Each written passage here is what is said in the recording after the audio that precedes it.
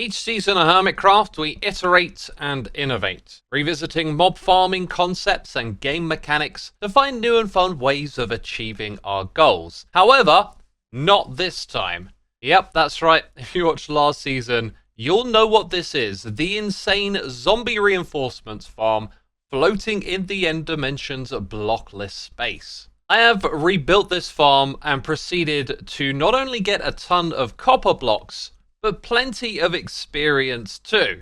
Oh, over 800 levels. And I don't want to be playing with the prospect of losing all of these looming over me, so let's just get it over and done with, right?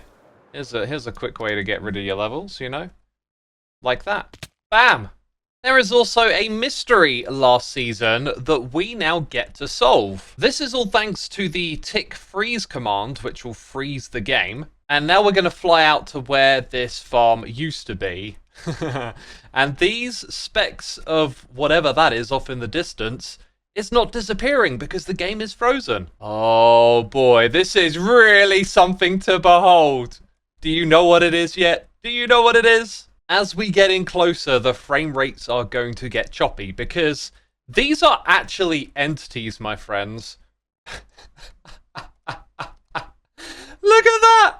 Oh my god, it is baby zombies. They have basically been projected out of the farm into unloaded chunks, and this is the place where the majority of them have clustered up. And I've got to say, that is one heck of a sight to behold. Some of them are even wearing carved pumpkins. Most of them are holding rotted flesh or carrots or copper. And so when they go charging into the chamber here, they collide with so many entities that they get flung out like this into the end chunks. And as you can see, there's a distribution to this. A lot of them end up here. Seems a heck of a lot of them get flung out to this side. And as for these other two areas, well, there's a cluster over here in the corner, including that, which would have been from a dragon fight. And then there's this other cluster here. It's just absolutely insane. And now that I built this again in Season 10, I guess we're going to be doing that all over again. Hello everyone, and welcome back to another episode here on the Hermitcraft server. And in this one, it's going to be all about the copper. We're going to get our hands on tons of it, but there is actually a reason why I'm getting into this. As you may have noticed, I have grown somewhat tired of going down into the caves and organically mining for copper. My shop has been out of stock for some time, and I was just checking up on my sales, picking up some profits, and well, you're just gonna have to see what happened. Respect for our non-authority, and I can't stand for it. Not that I can stand anyway, but I can't stand. Can't stand That, for it. Scar and Skiz? What? What the heck is that? Oh, hang on, I gotta unmute here. Yep. Oh dear lord! Oh, look at his face. Okay. Oh dear lord!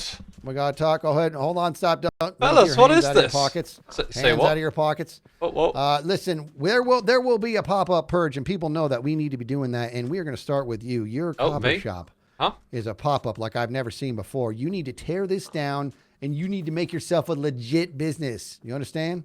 Be the example that the hermits need, Xisuma. Be the example. Get rid of this shabby pop-up and build up a great and glorious shop that will encourage all these other fools to get rid of their pop-up shops. Look at this, Xisuma! We can't have a shopping district of a bunch of piles of stone. It's a tripping hazard. Okay, first of all, who gave you the authority? Second, what's wrong with my copper shop? What is wrong with this? It's beautiful. Well, first things first. It's like you're missing pieces of it right there and right there. Oh, what is Looks this? like it's starting to fall apart. Oh, this is abuse of power. Not up to code. It's structurally unsound, so you're going to tear this down. You're going to build us something pretty. In fact, corruption. It's happening. Citation. Let's do this. I'm writing myself a citation. For what? For X here. First of all, I wasn't going to do this, but then I had to hear his lip about who gives us the authority. Citation. Right. All right. Citation. Let's see. I will give you 7 business days. 7 days. 7 business days to tear down this despicable. I'll leave the word despicable out mainly because I can't remember how to spell it, but I'm going to go this pop-up shop and build something legit. Regards.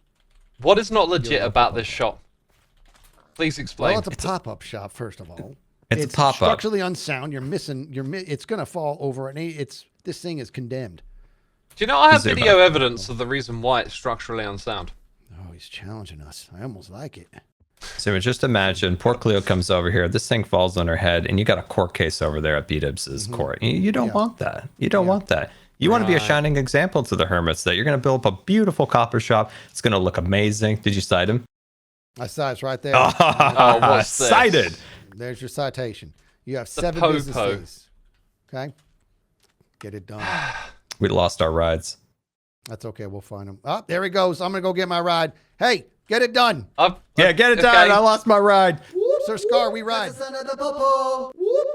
Permit office on patrol. Wow. That's the son of the Poe Poe. I'm just going to walk with you as I lost my pig. Well, Gotta find your motor. that just happened. I lost my pigs. Xisuma, Yep. Hi. the worst part about this is you realize that I've something come here worse. for 2 weeks now and I've gotten no copper. That's a violation. God, Oh. are we out of stock as well? Oh, Yeah. Oh, Out of that's stock. that's the real reason you came over here. You just want Yeah, copper I mean- blocks. Of course I It's want copper absolutely blocks. Crazy. Absolutely crazy. I'll admit it. I don't care about the permit office or Popo. I want copper blocks, and I want copper blocks right now. Sir Scar, you keep those thoughts inside. I'm He needs to sorry. I'm understand. You sorry. care about the integrity of this fine district. I need them for the Popo headquarters roof. I mean, that's super dupe. But I got some copper for you. I see how you this do? is. Thank you. You got to build up Yeah. your establishment, and you're putting it down on me because you want your copper blocks. Look, That's right. I've Put done that a citation disservice up. here. It's been out of stock for weeks. You know. Listen, this I'll is get on very it. similar. You taking that citation down is like you removing a boot from your car. Oh. Put that citation up on. Am I going to get in more trouble? I'm There sorry. you go. Yeah. Yeah. Oh, that was for me. It's like an anti-trophy for everyone to see your infractions. Wow. Yeah, you know what I'm gonna Yeah. do? I'm gonna look. Here's what I'm gonna do. I'm gonna be optimistic. I'm gonna assume that the reason there was nothing in there is because he was getting ready to tear this down anyway. All right. Yes. That's called the benefit. Oh, Yes. that's a good way of looking at it. Yes. Okay. There That's we We're the go. good guys. precisely what I was going to do. All right. Get after it. I got it back to work. Well, now you know why. I've been delivered a citation. I have to remove the pop-up shop, get some stock back into the farm, and build a new copper shop. So I guess we should get ourselves back over to the end dimension, because the farm is built, but I have an upgrade in mind for it. Oh, and I'm reminded I've got a little bit of tidying up to do here. Yeah, I took care of setting the farm up and getting it all built off camera, so I have been over here at the stronghold, going into the caves, luring zombies under the portal to get them into the farm, and yeah, I did die during the process. But no worries, that's all been taken care of now, of course. Let's fly over to the farm, which we can actually see from here thanks to the Bobby mod. And last season I actually built this thing out of copper, but since I didn't have a lot to hand, I just used some warped wood. And the only major modification down here is for the item filtering, where we only have 3 of these set up, and it turns out that you can need as much as 3 at once, but they all feed into a crafter. And this setup will simply update the redstone when the crafter is full, which sends a signal up to the block above it to activate it. So it's just going to push copper blocks into the chest below, and look at this. Absolutely ludicrous amount of this stuff. And this is from like 1.5 days of AFKing. But there is an upgrade that I'm going to make to this farm. And it too will involve the crafter, but this time it's going to act as a GUI for controlling the light levels on the platforms. We're going to use the interface of the crafter like this to tell us how many lights we're lighting up on the platform. The reason we want this is because I've gone and added torches on the platforms when other hermits are online. This is to throttle the amount of available spawning space. We lower it, and then the farm doesn't have as strong of an impact on the server. So by adding some redstone and some lights underneath, we can then from the inside here manipulate the total spawning spaces.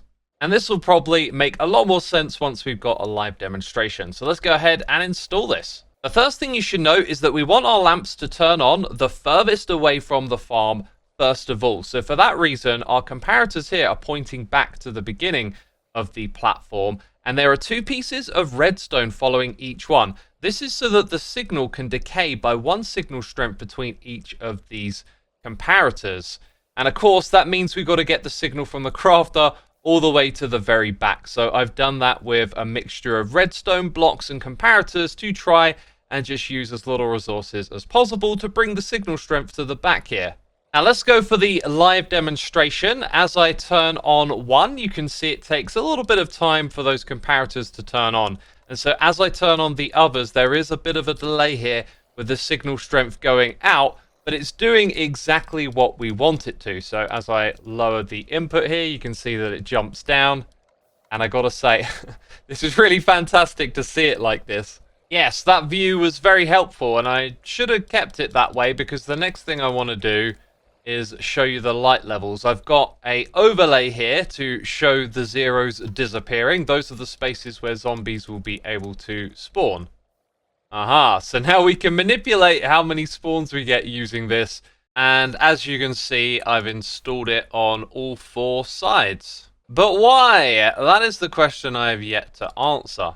It is because of this. Other hermits. We want to be considerate when other players are online. So in case you didn't see the farm last season, let's go and actually activate it for a little bit. We want to use this farming sword, and the method is pretty simple. We put a bucket into the corner, it pushes the armor stand into here, and this is what we click on to attack all of the zombies inside of the farm there.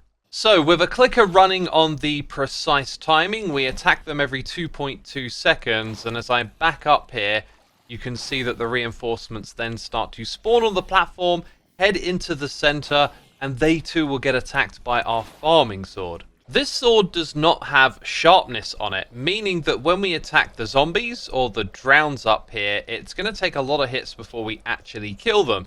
And every time that we hit them, they have a chance to create some reinforcements, which immediately seek me out and head into the farm. If you want to see all of the technical details on this, I'll link to the episode that we did last season of Hermitcraft on this farm and Ian Exo4's amazing tutorial, which will show you the ins and outs of how to create this farm for yourself. You can find both of those videos in the description box below. So let's look at how the server has been performing over the last 5 minutes. You can see since I started the farm, the amount of loaded entities is gradually increasing, and this is going to reduce the performance of the server. And here's what it looks like now that it's really getting going. The amount of reinforcements coming in is just absurd. So with the lights, we can manipulate this to some extent. So now I can just drop down below, go in here and activate more of the lights.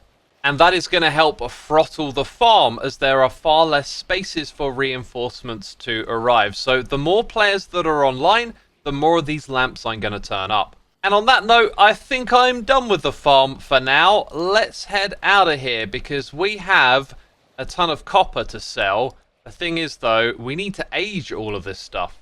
And in the past, we've done that in this area, which I think we've outgrown considering the ridiculous amount of blocks that we now need to oxidize. And I'd hinted at automating some of this with redstone, and that is precisely what we are going to do. So here I am, gathering some supplies, realizing I am low on redstone, and also needing a location to AFK at to oxidize the copper. That's when I put 1 and 2 together.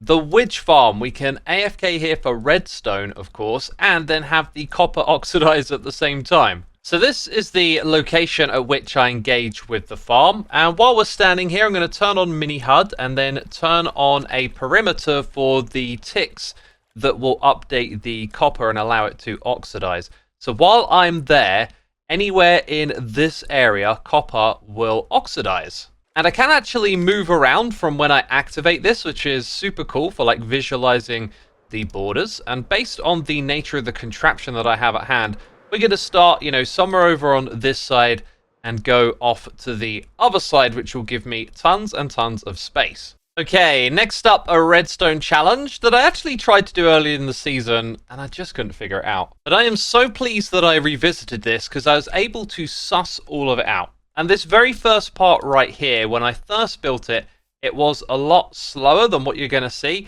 My buddy Cybot came over, had a look at the contraption and made it even better. So I had something that I kind of operated at this kind of speed, right? If I hold down right click, now it goes fast as possible.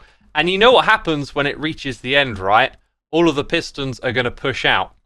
It's actually reached the end, and now I realize I'm missing something rather important. Okay, put a redstone torch there, and we still got a problem? Oh yeah, my bad. The redstone torch goes here, so it's when the block at the end arrives that it powers this redstone. So yeah, thanks to Cybot, he's got it so that this thing is just firing as fast as possible, which is why there's an additional piston around the back to update it. And then it looks like the redstone for when the pistons activate also provide an update to the piston again, probably because it's going to get bud powered or something and stop working. So now we can do this. Oh, look at that camera view right there. Woo! We can place these blocks super fast. Now the pistons can only push them as far as 12 blocks. So what we need to do next is then move them up and push them along again. And this was actually like a really tricky bit of redstone for me to figure out. But it turned out you could avoid the core problem just by offsetting the detection of blocks moving across by 1. What I'm getting at is this torch right here. If it wasn't 1 block away like it is right now, it would be right next to a piston. So basically, it doesn't actually matter if we detect it a little bit further back. And when we do that, we send a signal both upwards and downwards. Now, the repeater is just here to provide an update. So when a block is on this spot, you can see that the 2 pistons activate. The ones at the bottom are first because the observer creates 1 tick of delay, and the top is second with 2 ticks of delay. Now let's use the free cam to fly around and then place some blocks like this so you can see what's going on. You can see the pistons get activated, but on the turn where the blocks are now ready to be moved, they will be. So even though our detection system is a little bit behind, it doesn't actually create a problem. So now after another 12 blocks, we simply repeat this thing again. It's going to be a block higher, but that's fine. And that explains why I picked this spot here, because the terrain goes up a little bit off in the distance, and I kind of wanted to avoid having to dig anything out. So we start here, and as we extend across, hopefully we don't have too much land clearing to do. But yeah, that's the whole thing, and I am super stoked about it. And if you're wondering why I'm putting oxidized copper underneath the regular copper, that's because it will reduce the amount of time it takes to age this stuff. This will then coincide with like an overnight AFK session up at the witch farm, and will kill 2 birds with 1 stone, as they say. This took about 2 hours to put together, and I actually ran out of oxidized copper in the process, which you'll see as I'm filling out some of these platforms. We switched to the regular copper, but anyway, these are 12 blocks wide, 11 blocks long between each set of pistons, and there is 15 sections of this in total. Now that adds up to 1,980 blocks, which is just underneath 31 stacks of copper. So with 1 session here, we could fill up a whole shulker box. And after my first night up here at the witch farm, the initial area that we had laid out with oxidized copper underneath, all of that had finished oxidizing. It then took quite a long time for the rest of it to get done. But all future batches will be done in basically around 8 hours, an overnight session at the farm. But there is something that I didn't really think about that much, which is mining all of these blocks. And fortunately, we can cover the whole area with 2 beacons. As you can see, I've set both of these up already. And so my fate now is to mine all of these blocks before replacing them again. And I really want to bring just an enormous supply of this stuff to the other hermits so they can build whatever they desire. But now I am thinking we might need to look into some sort of alternative method for getting these blocks. Maybe a blast chamber. Is that even possible with a contraption like this? It's something that I've, of course, got to look into. Anyhoozle, the manual mining isn't too bad for now. It took me less than 20 minutes to mine up all of these blocks, and then also fill the whole contraption back up again with fresh copper blocks, which, by the way, we have enough of these stashed away to fill this thing up 6 times over.